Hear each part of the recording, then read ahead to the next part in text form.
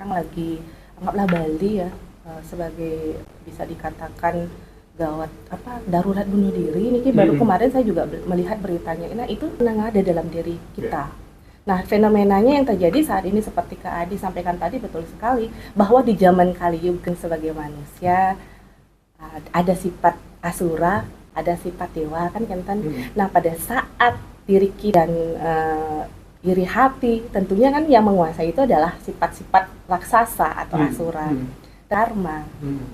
Ya, dengan apa? Dengan jalan dharma. Ya tentunya memang tidak mudah sih kalau kita mempraktekkan 100%, namanya kita juga sebagai manusia, tanpa kita memahami diri kita, tujuan lahir kita ke dunia ini, tentunya akan kita bisa belajar untuk memikirkan itu, kegelapan dalam diri kita itu bisa tercerahkan sehingga tidak mengambil tindakan-tindakan yang tidak seharusnya.